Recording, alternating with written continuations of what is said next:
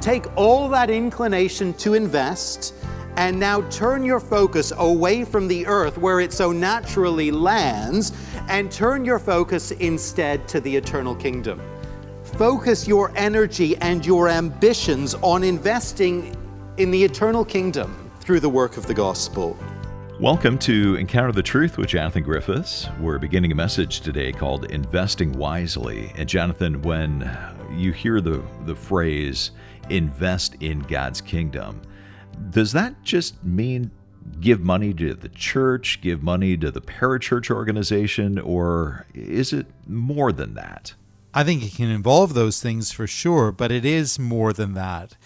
Really, what Jesus is addressing here in this section of the Sermon on the Mount is where we are pouring our energy, our time, yes, our material goods, but all that we are. Where are we pouring those things into?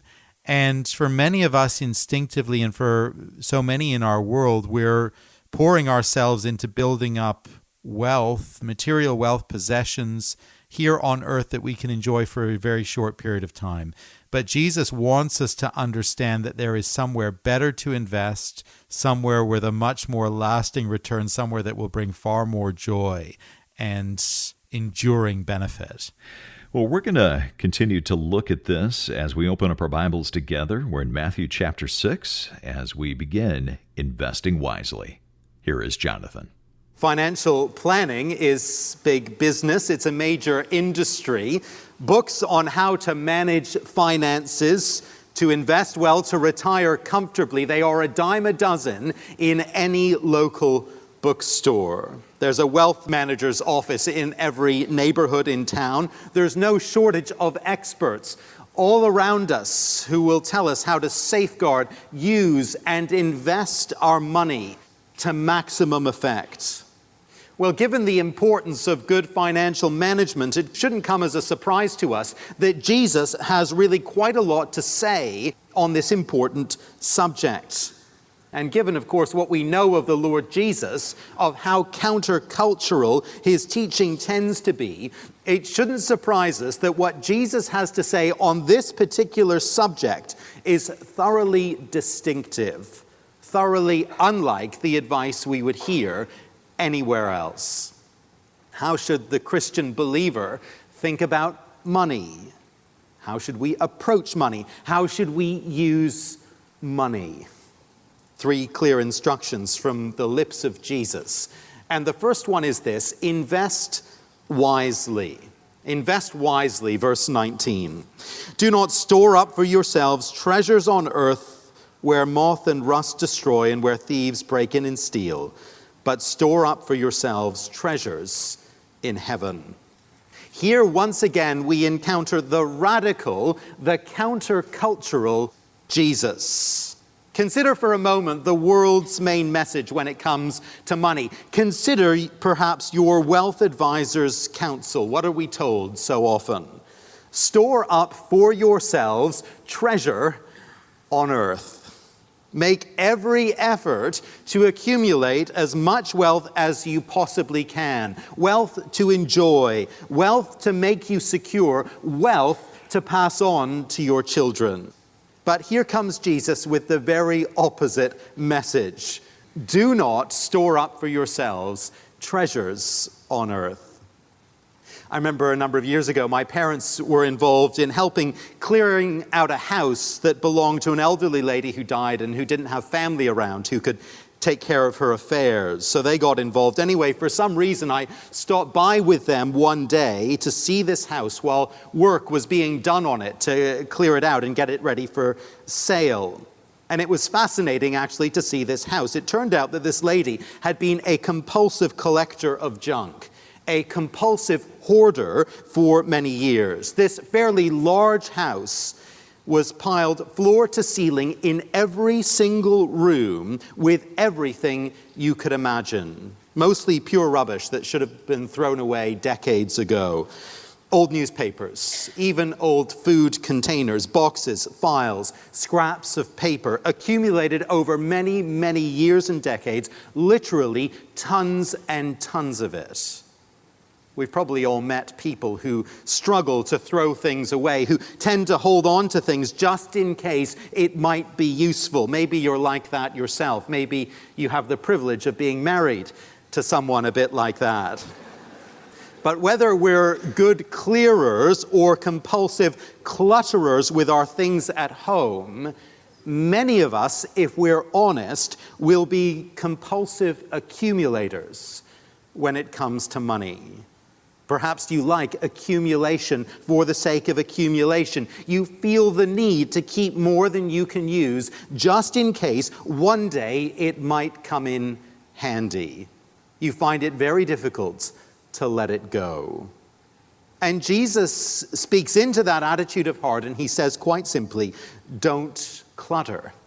Don't be in the business of accumulation, at least when it comes to our possessions here on earth. That's not to say it's wrong to have any money in the bank, that it's wrong to make sound investments, to be shrewd with money, to own a house or to own a car. But I guess the question Jesus is driving at is this: do we have these things because they're useful, because they're a responsible way for caring for our families, that they're useful tools for serving the Lord and his people? Or are we cluttering our lives because we love things, we love money, and we love accumulation? Now, that's the negative part of Jesus' instruction here. Don't store up treasures on earth. But the positive side of his instruction is instead, verse 20, to store up for yourselves treasure in heaven. Take all that inclination to accumulate, that instinct to invest, and now turn your focus away from the earth where it so naturally lands, and turn your focus instead to the eternal kingdom, to heaven above. Focus your energy and your ambitions on investing in the eternal kingdom through the work of the gospel. None of our things are going to follow us when we die. We all know that. You never see a hearse pulling a U-Haul. It doesn't happen. No, we depart from this earth as we first entered it, with empty hands. The story is told of a rich man dying and a curious friend approaching his accountant and asking, "So tell me, how much did he leave?" And the accountant, with great professional discretion, responded, "All of it. Every penny. He left it all." We can't take our possessions with us when we die. But wonderfully, through the gospel, we know that we can take people with us to heaven. As we're involved in getting the good news of the gospel out, as we're committed to teaching our children about the Lord Jesus and his saving work, as we share that saving message with our friends and our neighbors and our colleagues at work, we have the opportunity to take them with us to heaven. So what will it mean and what will it look like to take Jesus' instruction here seriously and to heed it? On one level, it may mean redirecting some of the time and energy we might have put into accumulating wealth, redirecting it and instead investing it in the work of the gospel and the work of the kingdom. In most spheres and in most careers, the harder you work and the more time you invest, the more treasure you are going to accumulate. That stands to reason. And the world would tell us just to keep working and working harder and longer to accumulate more, because that's what we all want, isn't it? But the gospel calls all that into question, that entire worldview, that entire system of values. It forces us to ask whether we should consciously and intentionally place a limit on our career ambitions so that we can free and then invest time to tell people about the Lord Jesus and his saving work. At some point, if you are going to give time to discipling your children, to serving in the work of ministry elsewhere, at some point you may well need to say no to career opportunities, to career advancement, no to new clients, no to a promotion, no to a move. And the world would tell you you would just be crazy to do that. But Jesus simply asks you, where is your treasure? Where are you investing at the moment? I was speaking with another believer just this week who spent his career working for a major global corporation. He told me that in his company and in the culture there, it was really important to accept transfers city to city, to move from town to town, if you were ever going to have any hope of reaching the top of the organization. And he shared how he and his wife took a decision pretty early on that they wanted to be committed to their local church. They felt they had a role and a ministry there, and there was a need. And so they decided that they would say no to all the transfer offers, and they would accept the career limitation. They would accept the dead end to promotion, and they would do so for the sake of the ministry. Now, that is a choice, isn't it? To store up treasure in heaven rather than on earth. Costly, no question about it. Wise, definitely. Alongside the whole question of time and career is, of course, the matter of giving. In a sense, that's probably the most obvious implication here, and maybe the one we would rather skirt round and avoid. But the simplest and most obvious way to move from storing up treasure here on earth and instead storing up treasure in the kingdom of heaven, gospel treasure, the simplest way is to start giving our treasure to the work of the gospel, or to start giving more seriously or more generously or more sacrificially to the work of the gospel. The reality is that most gospel work, it is heavily dependent, entirely dependent really, on the generosity of God's people. And the more treasure the Lord's people invest in the work of the gospel, the more can be done, the more people can be reached, the more disciples can be made. Where are you and I investing today? Where is our treasure going? To some extent, at least, the answer to that question can simply be found by examining our bank statements. I wonder what they reveal about our investment strategy, our true priorities. You're listening to Encounter the Truth with Jonathan Griffiths and a message called Investing Wisely, part of our series on the Sermon on the Mount called God's Blueprint for a New Society. We'll get back to this look at Matthew 6 in a moment, so I hope you'll stay with us. Well, one of the most widely read books of all time is John Bunyan's classic called The Pilgrim's Progress. It has inspired readers for centuries, and we'd love to send you a copy of this book that's been updated to the 21st century as our way of saying thank you for your financial support this month. You can give online at encounterthetruth.org or when you call 1-833-99-TRUTH. That's 1-833-998-7884, or again, the website is encounterthetruth.org.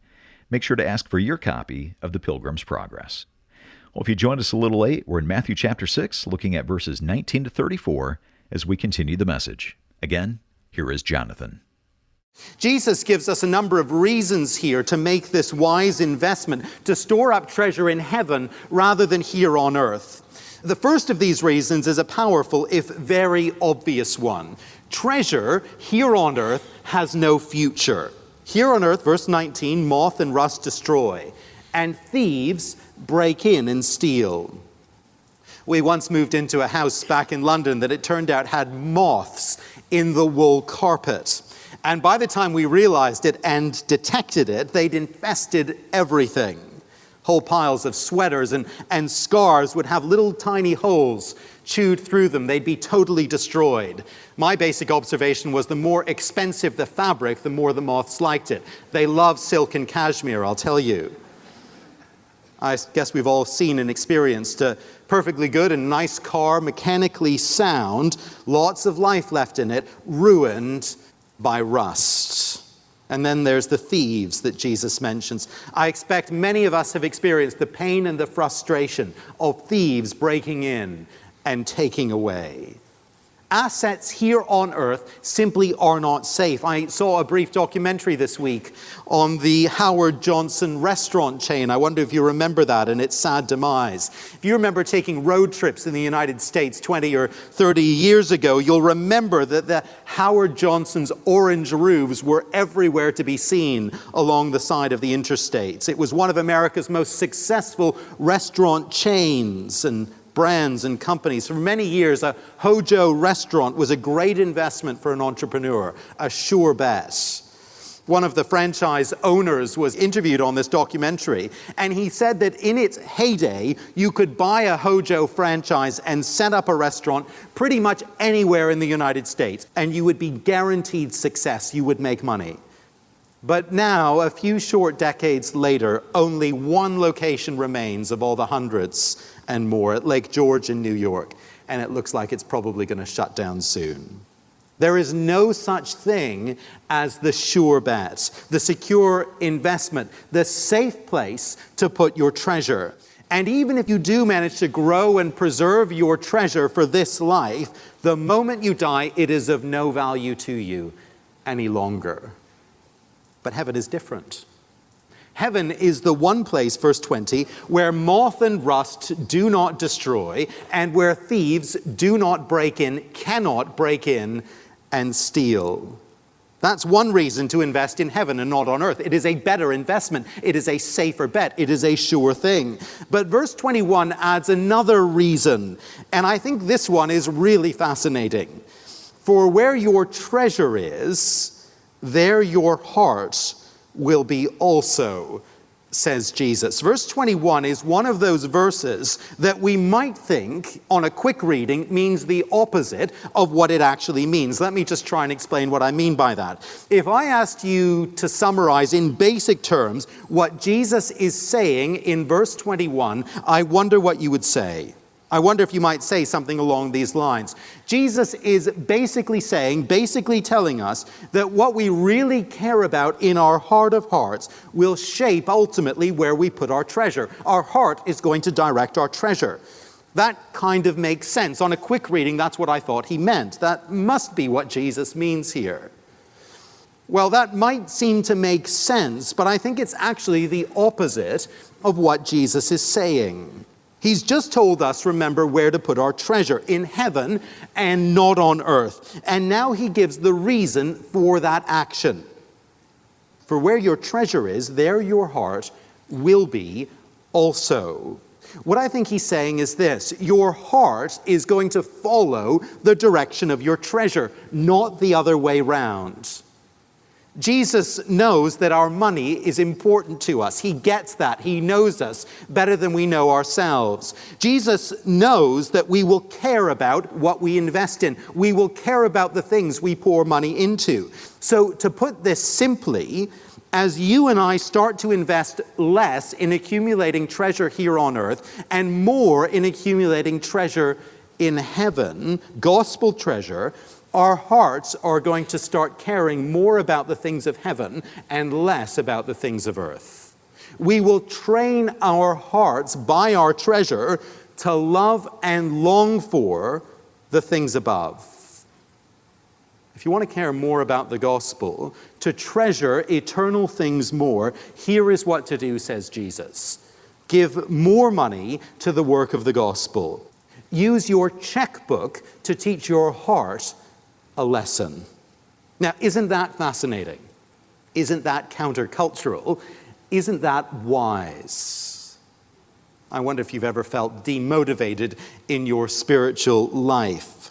I wonder if you ever find it difficult to care about and treasure eternal things, to be concerned about the work of the gospel and the progress of the kingdom, to be eager to see more and more people come to Christ and find salvation in him.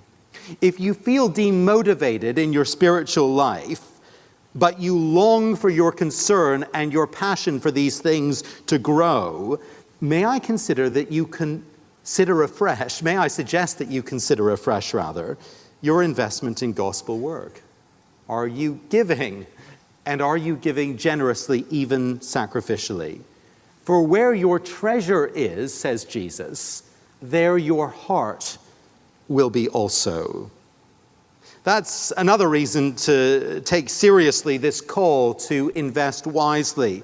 The other major reason comes in verse 24, and it's very sobering. Notice it with me. Jesus says, no one can serve two masters. Either he will hate the one and love the other, or he will be devoted to the one and despise the other. You cannot serve both God and money. Perhaps some here have had the experience of trying to work 2 different jobs at one time, 2 part-time gigs to try and make ends meet. Maybe a number here are actually doing that even now. It's pretty hard work. I remember trying that myself one summer when I was a university student. I had 2 different part-time opportunities come my way, working for 2 different people, and it seemed like a great chance that summer to have plenty of work and to be able to save up lots for university. But of course, the 2 employers ended up needing me at the same time, and both had urgent demands, urgent needs. And in the end, I just had to choose who I would prioritize, who would get my time first, whose needs I would put ahead of the other.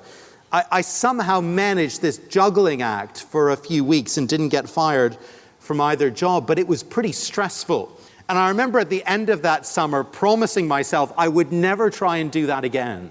It was just too hard to have those divided loyalties. Now, as Christian believers, we can sometimes kid ourselves into thinking that we can serve 2 masters. We can love and live for wealth and possessions over here, while at the same time serving the Lord, kind of on our own terms, over here. But Jesus tells us what is obviously true, what we should know already. We need to choose where our ultimate allegiance lies. Our love and our allegiance will only grow toward the thing or the person we serve, and the other is just going to diminish. And at the end of the day, in the final accounting, we will love the one and we will hate the other, says Jesus. I expect many of us could think of examples of believers we know who've tried to serve and love both God and money, and who over time have ended up loving money and turning their back on the Lord. I wonder if you know people who have done that. Perhaps for some here this morning, if you are honest with yourself, you can see that even you today are heading down that road, and it's a dangerous road. And if that's so, if that's you even today, the Lord through His Word does call you to choose, doesn't He? Who are you going to serve? Who are you going to love? Is it going to be the Lord, or is it going to be the things of this world? You're listening to Encounter the Truth with Jonathan Griffiths, a message called Investing Wisely. And we have to pause right here, but hope you'll stay with us. We're going to continue next time. If you ever miss a broadcast, you can always come to the website and listen there. Our website address is encounterthetruth.org. Well, Encounter the Truth is a listener-supported ministry. It's your generosity that allows us to bring you Jonathan's teaching each day, whether online, on the radio, through the app, or any other way you've connected with Encounter the Truth. And as you give a gift of any amount this month, we want to say thank you by sending you a book called The Pilgrim's Progress. And Jonathan, I know that this book is a Christian classic, one that God has used in many, many lives, including your own. This book has been a treasure to generations of believers, and it's been a treasure to me since I first encountered it, probably as a teenager. An early teenager was my first encounter with The Pilgrim's Progress. We've read it with our own children around the dinner table. Slowly, it's a big book. There's lots to it, but our kids have loved it because it's so captivating in the way it tells the story of salvation and the pilgrimage to our heavenly homeland. No one else summarizes that story better in English literature than John Bunyan. And a little while ago, I was given the gift of my grandmother's family copy of this book, which was published in the late 19th century and which they read in their farmhouse in the east of England in the 1920s. When she was growing up, not so far actually from where John Bunyan lived and ministered himself. And I've got that in my study at home, and that's a treasure as well. And I think that for our listeners who get hold of a copy of this book, it will be a lasting treasure for you as well. And I'm just so delighted we're able to offer it this month. Well, we want to send you a copy as our way of saying thank you for your financial support this month. You can give over the phone when you call 1-833-99-TRUTH. or online at encounterthetruth.org. Again, the phone number is 1-833-998-7884, and the website is encounterthetruth.org. You can also write us at Encounter the Truth, 2176 Prince of Wales Drive, Ottawa, Ontario, K2E0A1, or in the U.S. at Encounter the Truth, 215 North Arlington Heights Road, number 102. Arlington Heights, Illinois, 60004. For Jonathan Griffiths and our producer Mark Bretta, I'm Steve Hiller. Thanks for listening, and I hope you'll join us next time.